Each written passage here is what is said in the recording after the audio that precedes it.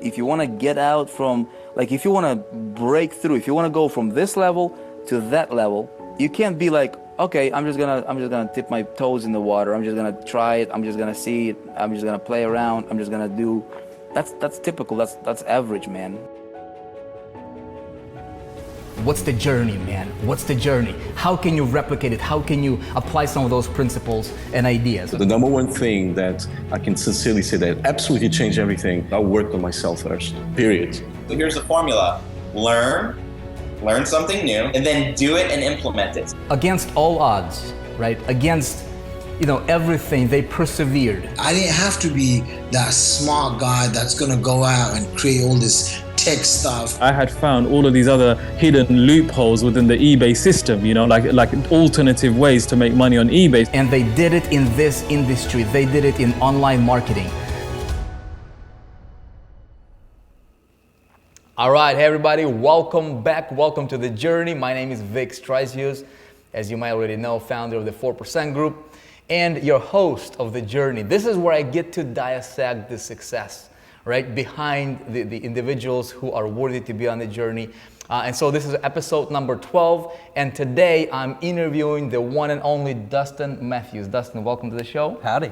I'm here with the Speaking Empire Freedom and Wealth Mastermind that we're here. And I'm coming to you guys live over here.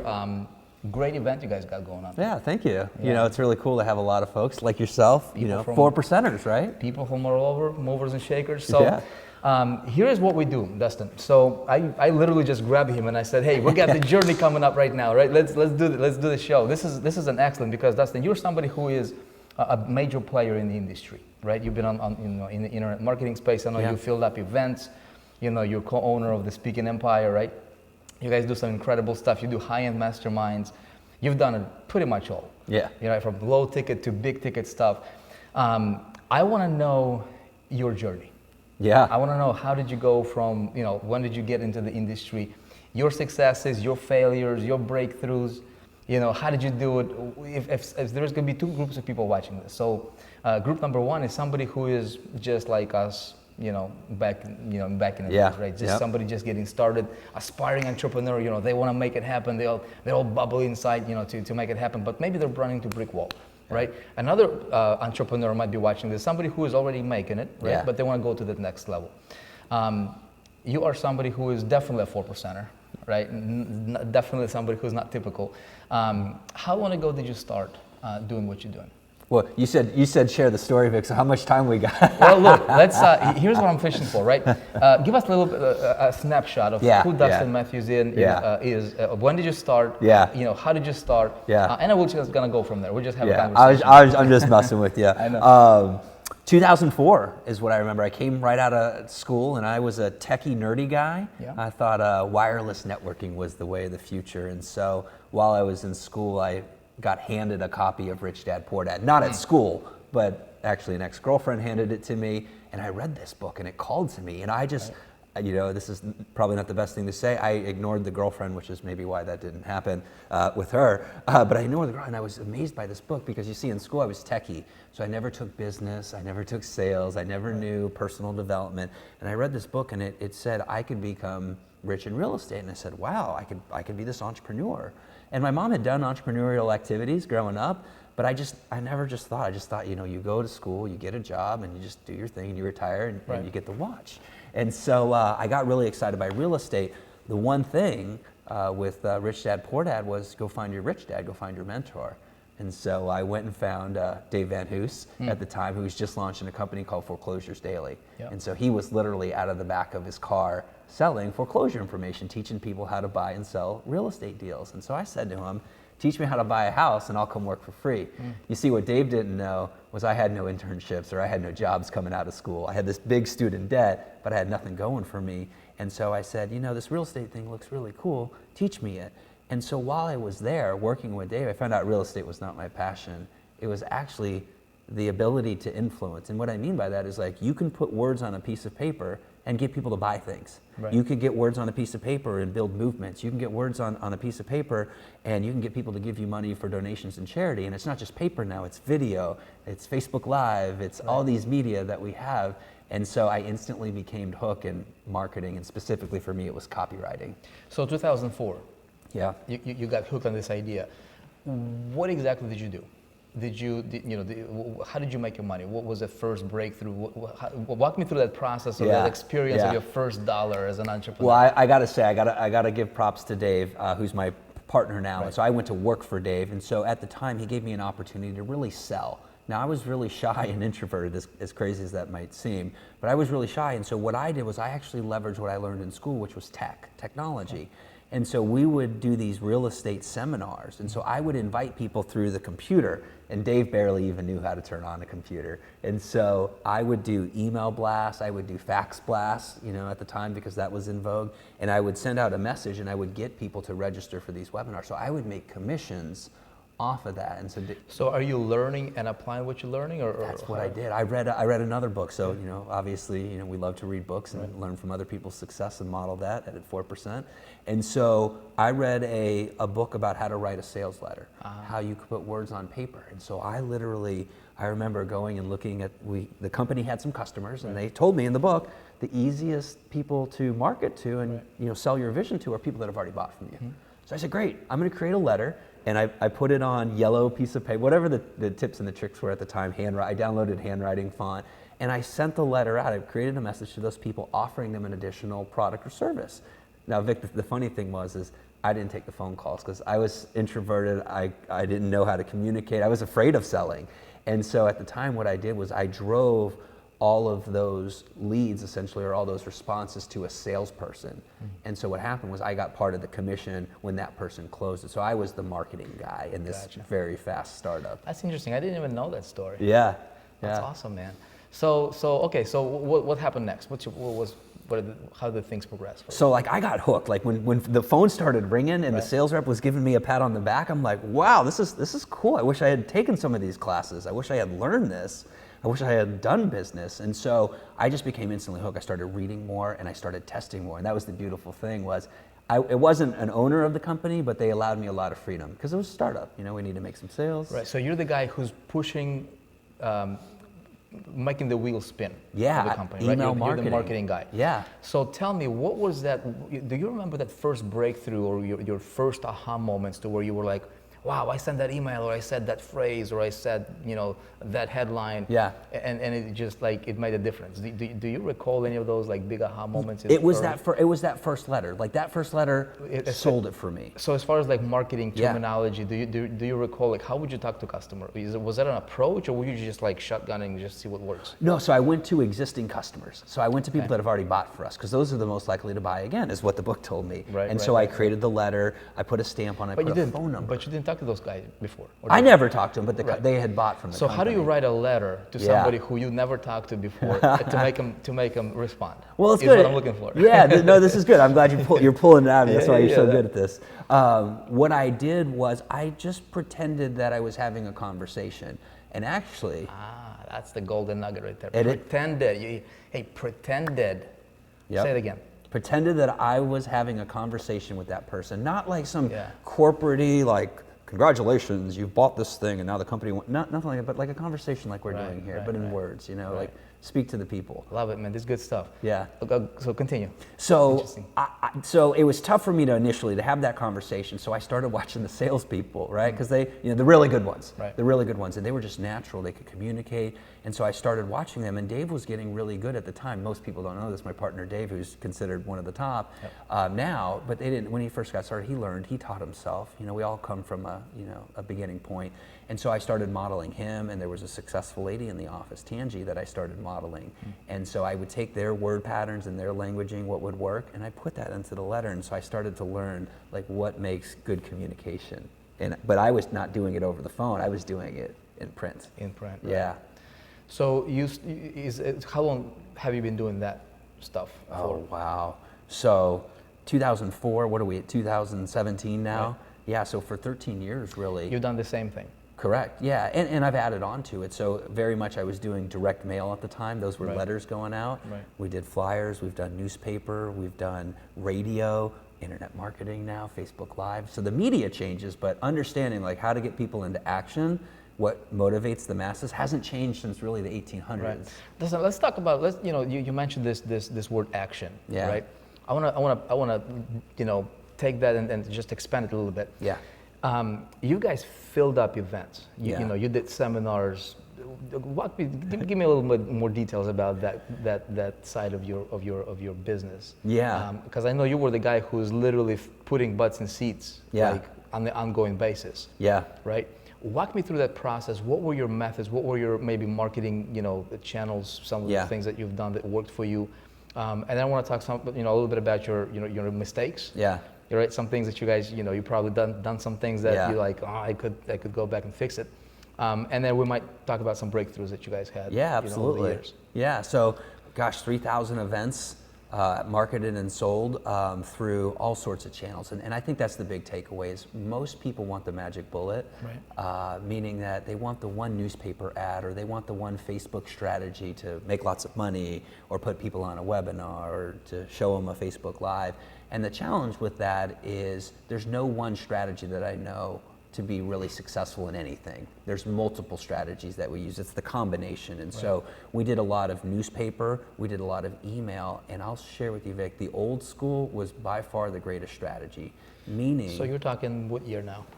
2005, 2006, when really things started humming, we started face-to-face. Right. Meaning we had folks in each market in Florida where we were that was responsible for going out and drumming up business. Mm-hmm. The old school, beating the streets, going to where our marketplace was. And these were in realtor offices and mortgage brokers and at the courthouse because people wanted to buy real estate stuff.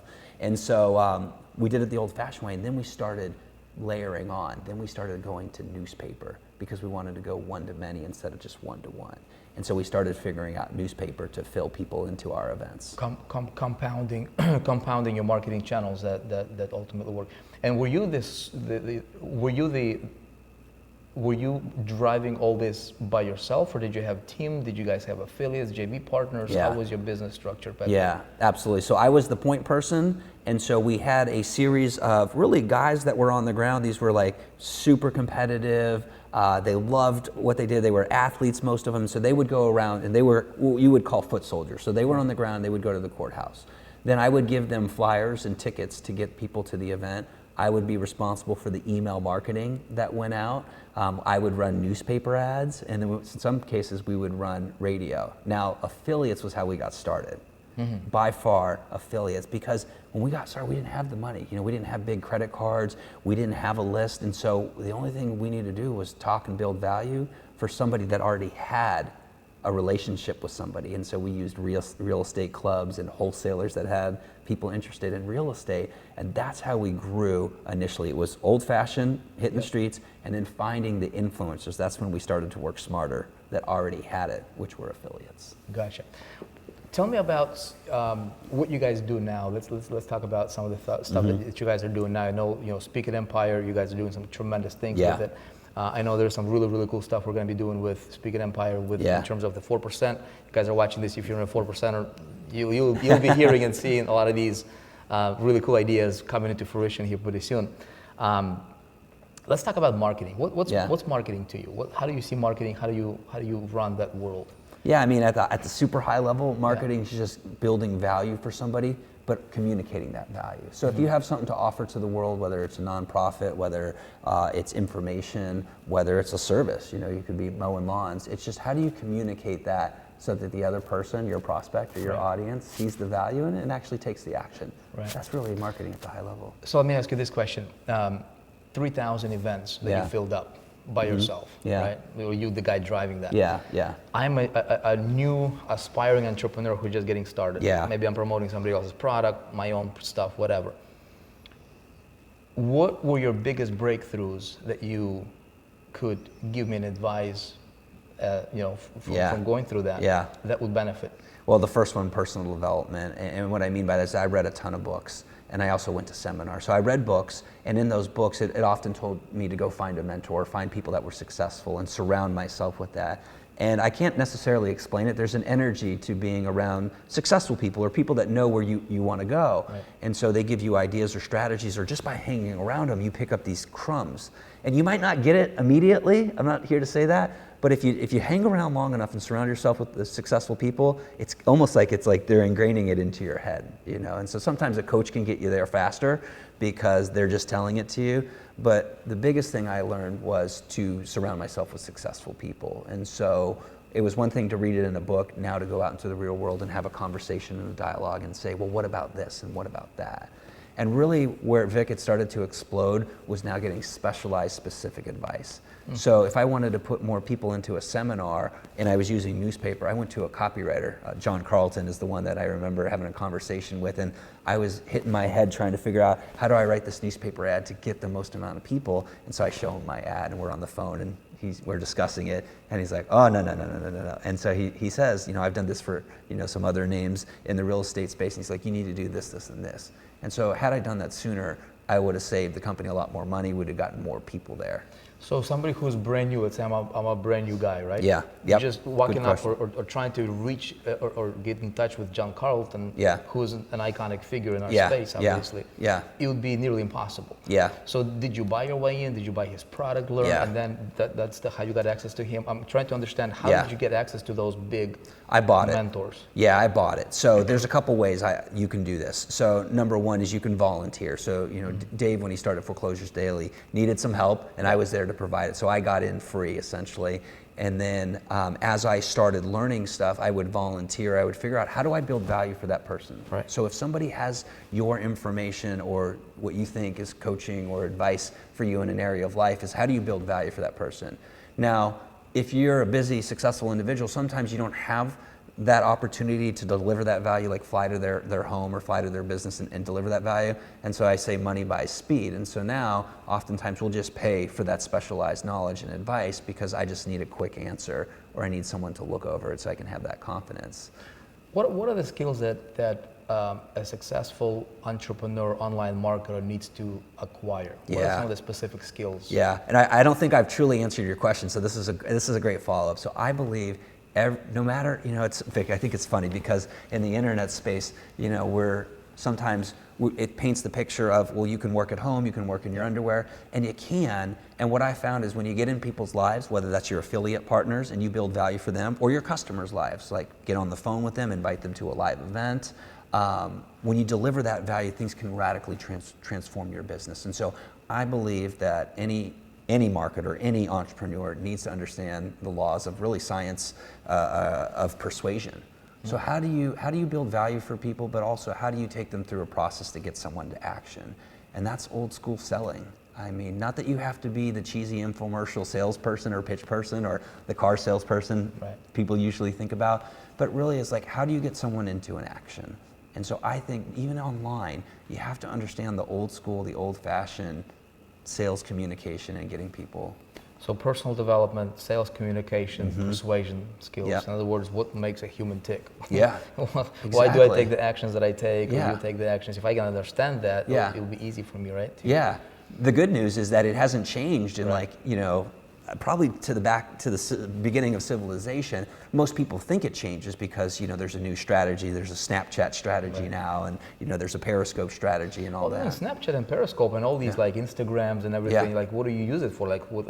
You know, at the end of the day, I don't want to use Instagram just to play around with it. Like, there's got to be some sort of an ROI, some sort of an outcome. And not understanding how to get my message in a way that would make a difference, or it would drive the action that I'm looking for, right? Yeah. I mean, everything comes down ultimately to you understanding these communication skills, right? Yeah. Dealing with people. Absolutely. Because it's a people business. Every single dollar is going to come from somebody's pocket. Yeah, absolutely. I mean, even internet marketers, I mean, you do a lot of videos, you know, a lot of successful ones, they do a lot of videos. They get in front of the camera and they use communication to empower people and sell them on what their better vision could be, because a lot of people don't know that. They don't have that. They don't have that awareness. They haven't maybe read as many books, and so really it's our job to motivate and get people into action. Yeah.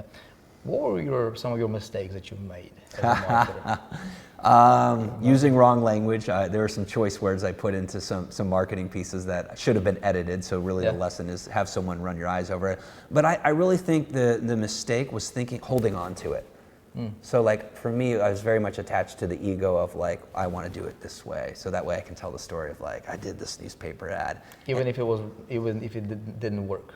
Yeah, I wanted to learn that lesson initially, or the email ad, and so it's a lesson I always have to keep in mind and remember is to let it go, because to further our mission and our cause, I've got to let go. And the great thing about that is if you give people the opportunity to step into leadership space, it really helps them as an individual. And so whether you have employees or you have affiliate partners or just someone else, it's really our job to pass it on to someone else so that they can grow. And then you grow too when you go to the next level. What else? Mistakes. You know? I know, this is, you guys are watching this, none of this stuff has been pre-planned. This is literally, we're just coming in live like this, you know?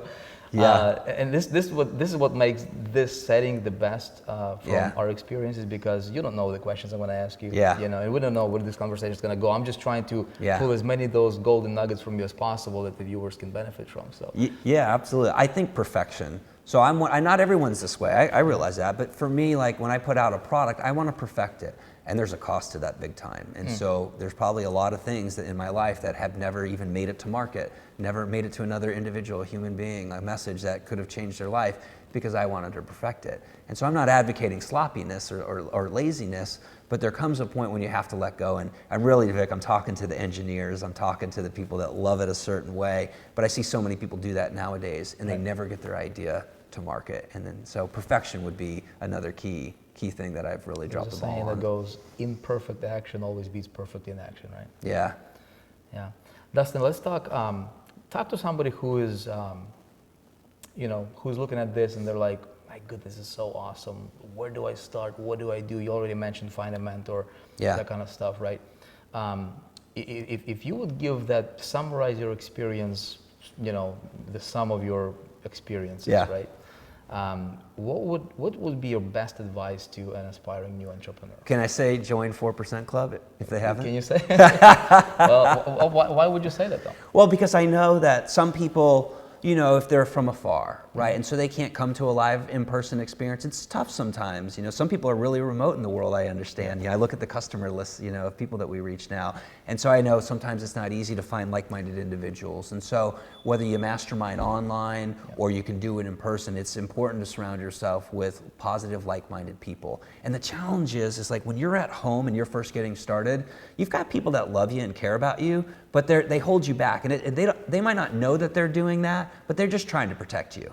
And so they are coming from a place of love, but the challenge is like it never allows you to step into your greatness. And so I say that whether it's 4% Club or a local mastermind group or hiring a mentor, it's very important to read and to find somebody that can give you and bounce your ideas back and forth with. Absolutely. Okay, love it. So Dustin, you got live audiences watching right now, right here, 4% group members. And this video is going to be, you know, seen by tens of, you know, hundreds of thousands of people around the internet. Somebody who just became a member of the 4%, you know, they might be a little bit skeptical. Like, sure. I see that guy's making it. I see that guy's making it. I see Dustin Mathews has been in the game since 2004. You know, what would you tell that person?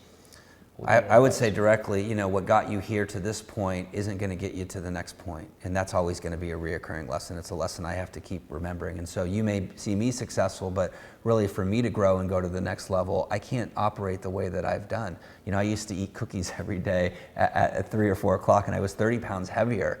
And so for me, you know, I want to have a good, healthy lifestyle. And so for me, I had to change that operating basis. And so my advice is, when you're out of the comfort zone, that's what I really learned. And I always have to remember this because, like, you want to have security in life. And for me personally, when I'm outside the comfort zone in life and relationships and in business, that's where you grow. And yes, you may fail. I'm not here to say like you're not going to fail and everything's pie in the sky. You're going to fall on your face. But if you surround yourself with the right people and you have a place to go back to and to share those losses with and failures with, they'll bring you back up, and then oftentimes they'll give you strategies to go explore. And that's the thing, is most people never get enough at-bats. You got to bat, you got to go, you got to take the action. Keep swinging. Yeah, you got to get after. That's how you learn. I mean, that's why I was so blessed, I say, is when I worked for Dave at this previous company, I got to spend lots of money in advertising. And we did so many events that it was so chaotic. And so I was just forced to implement. Like, I had no choice. I had to. The pressure was so high, and I had a budget that I could spend. I was really lucky and gifted at that time to do that. Now I'm doing that with my own money. And I think that's a key lesson when you look at a mentor is I was working for somebody else spending their money, but now here at Speaking Empire, I invest my own money and do it. So I know the pain now of like, you know, a real loss, you know, like a real big loss. And I love the wins, you know, when it's our win here at Speaking Empire. And so I think that's mission critical. What's next for Dustin Mathews? Oh man, the journey of business. Yeah. Yeah, I was just sharing with my wife, Missy, might have been yesterday. We've been doing a lot of stuff lately, so it's running together. So I've been sharing like that business is really like personal development at the highest level. I think because you're presented with a lot of opportunities. You know, you do $500,000, there's some challenges with that. You do $1 million, there's some interesting challenges. You do 10 million, as we were doing, you've got these cogs, you've got this machine. And really as an entrepreneur, we're problem solvers. And we provide value not only to customers and clients, but to our employees. So in other words, grow your challenges. Make your challenges bigger because everything else kind of follows that. Yeah, I mean the bigger challenges you can solve, the better impact you make in the world, the more money you make, the happier. Yeah, I mean everybody. our mission is bold. So like what I'm personally working on right now, Vic, is culture at Speaking Empire. So I've been really successful, you know, hustling, have a couple key team members that are hustling, but to build our vision to reach 100 million people and transform their lives, we're doing it through 100,000 entrepreneurs and thought leaders. So when we empower their life, they go out and empower their tribe. Right. And we're big believers of the 1,000 true fans, that if you can change 1,000 people's lives, like each person can have 1,000 fans and change their life, we can create massive transformation. So in order for me to hit that crazy goal, that outlandish goal, what we have to do is we have to change. I have to change. And so what I'm really excited about is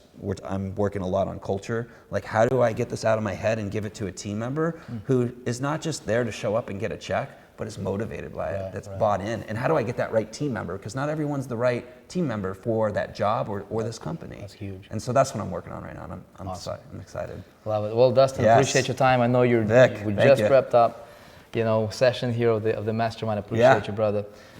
You guys in the 4%, you'll get to know Dustin and his business partner Dave here very soon as well. We've got some really, really cool stuff coming up.